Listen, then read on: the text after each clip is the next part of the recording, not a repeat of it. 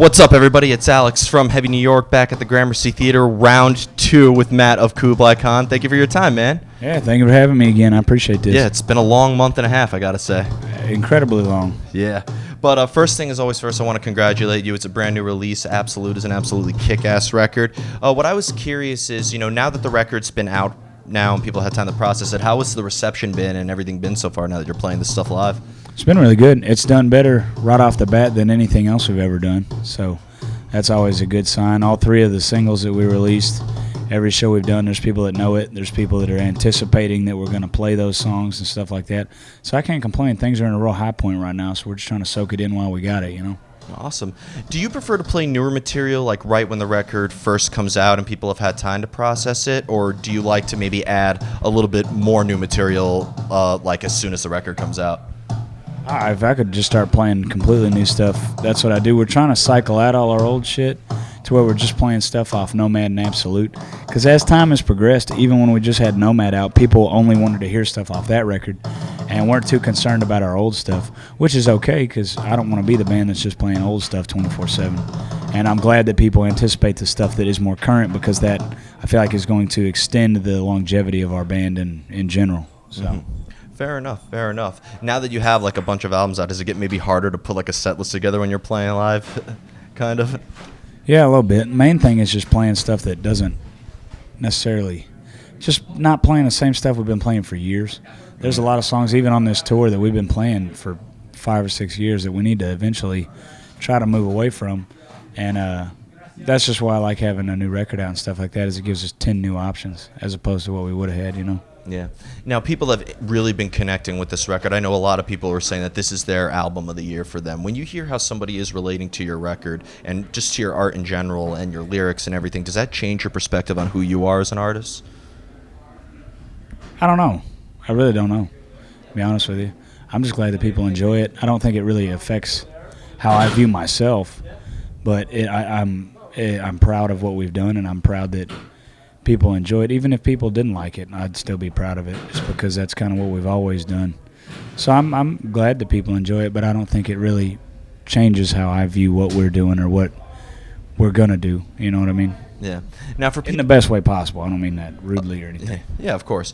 Now, you mentioned you had these 3 singles out. For people who may have not heard the record yet, can that serve as like a clear representation or even like a preview of the entire Absolute album, or do you think that it's way more experimental and diverse? Like you have to listen to the whole album to get an idea. You said the 3 singles? Yeah. Oh, it's all the same stuff.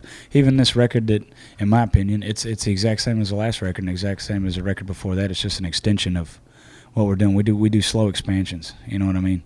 So we're not reinventing the wheel by any means. All the music that we're doing is the same stuff we've been doing. It's just kind of collecting to the library of it. You know what I mean? Yeah, of course. Being that you kind of continued from your previous record, Nomad, did it maybe the making of this record kind of like become a little bit easier because you kind of went in knowing what to expect? Oh, hell yeah. I mean, even just the rhythm of trying to create has become so much easier. We're not the kind of band that has member changes very often anymore. It's been probably 6 years since we had our last member change. And so that's incredibly important because our chemistry is at an all-time high as far as the way we write and our style. We've, over the years, accumulated a sound, but now we're finally being able to refine that sound for it to be exactly what we want it to be. And, I mean, for instance, when we came into the studio, we had 2.5 songs off that record halfway done. We wrote the record in a week. You know what I mean? So it's like we just came in and banged it out. Even when we wrote Boom Slang and stuff, we wrote that in an afternoon. Yeah. Like, you know what I mean? Since you got the record out like in a quick period of time, I imagine that this record really captures a moment, right? Like it's like. Oh yeah, it was in the heat of it. You know what I mean? Mm-hmm. Exactly. And the final question I wanted to ask you is, the last time I spoke to you, you were on tour with the Acacia Strain, and now you're on tour with the Despised Icon. I think there's like a lot of crossover in the fan bases there. But like you have a metal side, you have a hardcore side, you have a deathcore side, you have many different elements. Do you think that you could like appeal to do you think your sound could appeal to multiple audiences with Kublai Khan? Oh yeah, that's why we keep getting a lot of the tours I feel like that we get. Because even on this tour, a couple days before it, we were kind of stressing like, oh man, no one's going to like us. Like, we're too far off the spectrum of this tour to be enjoyable for a lot of these people. It's been the exact opposite. Like we're not only are we bringing out fans we already had, but we're absorbing a lot of new fans, which is good because we do kind of teeter-totter on the spectrum of we're not a hardcore band, we're not just a metal band. Like we dabble in the middle of a lot of stuff, so it kind of makes us more accessible to both sides, or just anybody in general. So, I mean, we've done a lot of different tours, a lot of different bands. We toured with pop-punk bands, we toured with deathcore bands, hardcore bands, whoever it may be. And we've always had a pretty fair shake when it comes to people giving us a chance. So, yeah. You got to do like a Texas beat down tour with like you guys, I Am, and Power Trip or something like that. That'd be sick. Yeah. I mean, we've taken I Am out I don't know how many times, you know what I mean? And we played shows with Power Trip and stuff like that.